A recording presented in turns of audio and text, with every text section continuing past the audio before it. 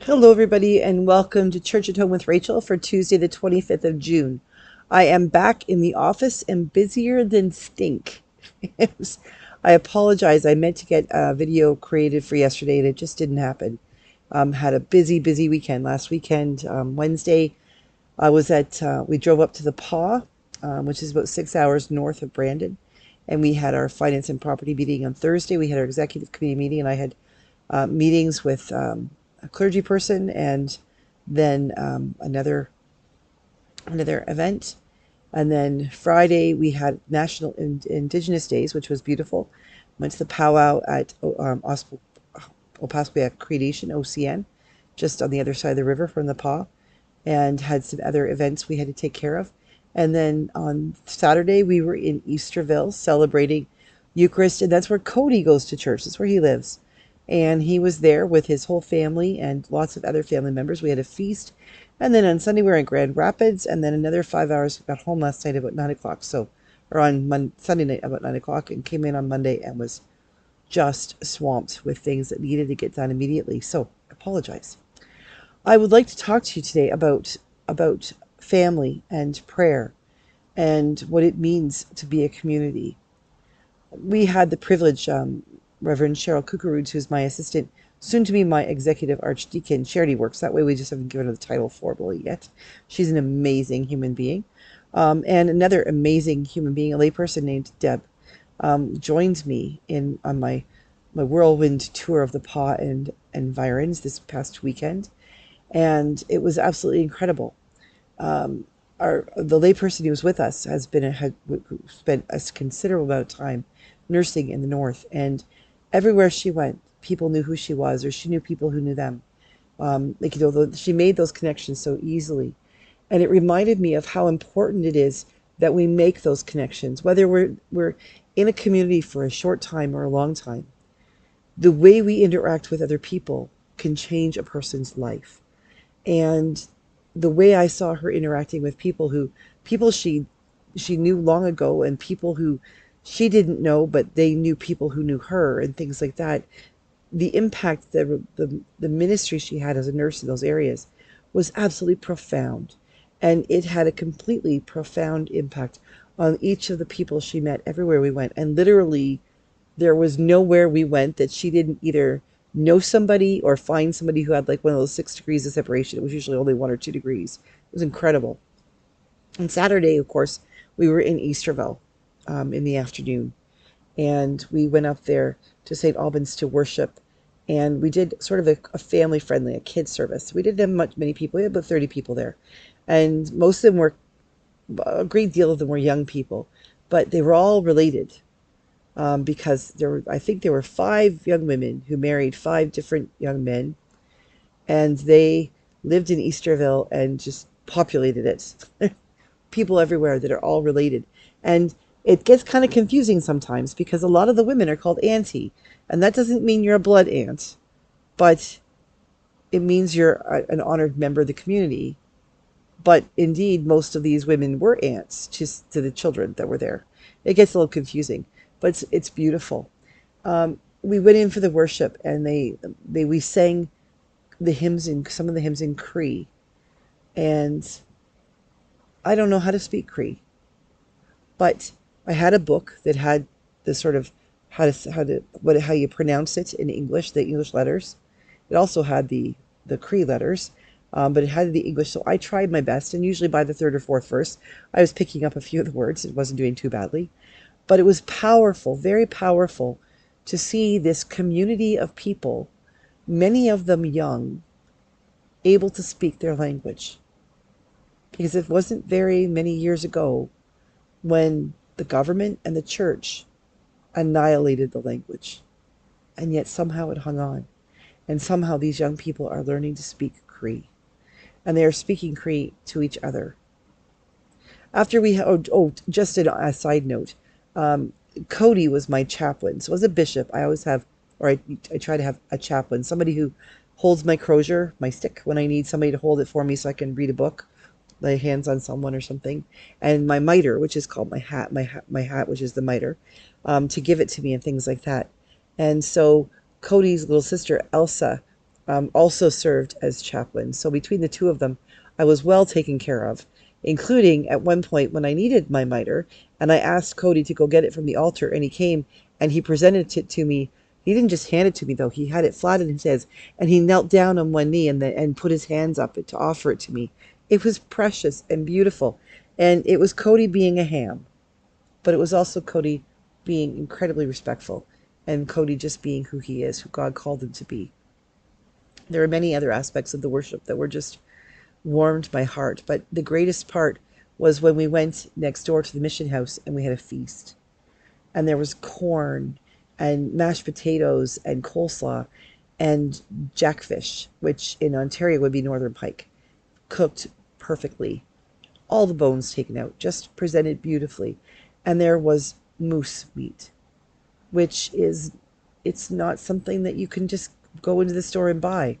It was shared, and it helped me to know that they were giving this feast, they're providing this feast, and I was being honored. I was welcomed into this community, and they were, it felt like they were saying to me, you're part of the family.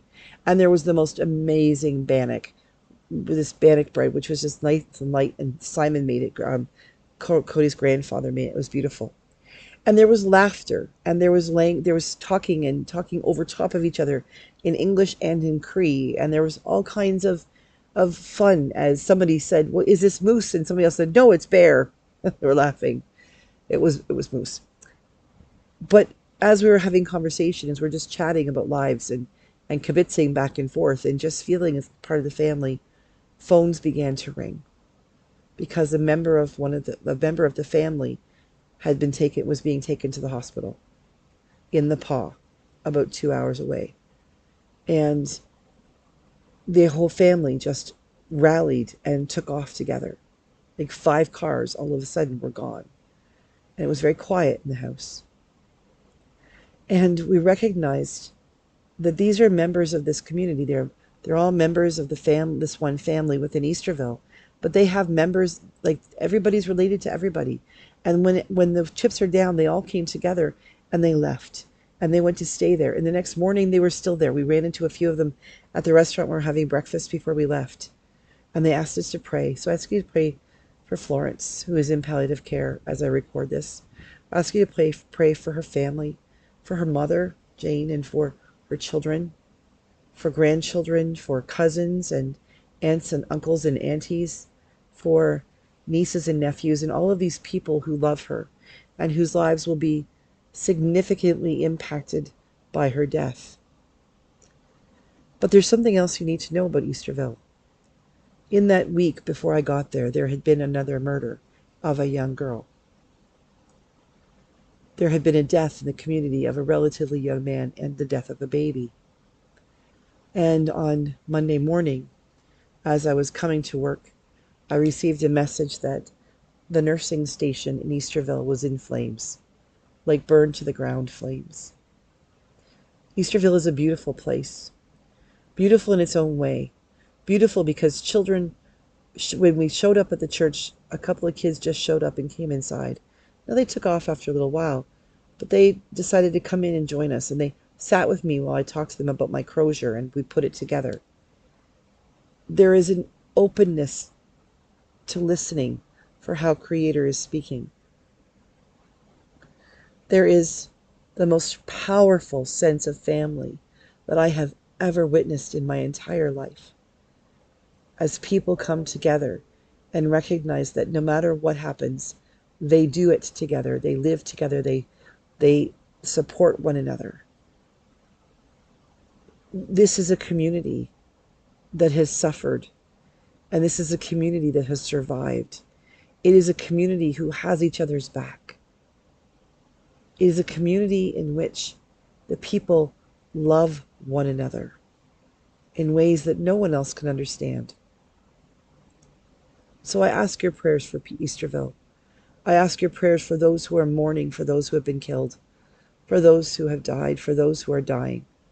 I ask your prayers for the young people, that they might find their way and they might find a way to share their gifts, that they won't be stifled, that their gifts and skills that God has given them will be honored, and they will be able to go and learn and come back and share those gifts with the community. I pray for healing and health for Easterville. I pray that you will pray for them, for their whole family, for all of the families, that they will feel the presence of God in their midst, that they will recognize that the God who created them years and years and generations ago and placed them on the land is the very God who will walk with them through the sorrows and the difficulties, and who will give them strength, and who will rejoice with them in the days to come. I pray that you will, I ask that you pray for a priest for their presence, a priest that God will choose to serve them, to serve in the north, someone who is one of them, someone who understands them and understands traditions and ceremonies and culture and language, someone who can walk beside them, not to lord it over them, not to be what priests have been in the past for so many generations, but to be who the church is called to be, not colonialists, not settlers coming to teach, but people who represent Christ to come alongside, to learn with them, to share with them, to pray with and for them. Easterville needs our prayers. Easterville and all of the people in Easterville, all of the children of every age in Easterville, all of the people, the band council, the members of the community, they need your support and their prayer, because they have work to do. And the work they have to do is for the most beautiful, incredible people, some of the most incredible people I've ever met.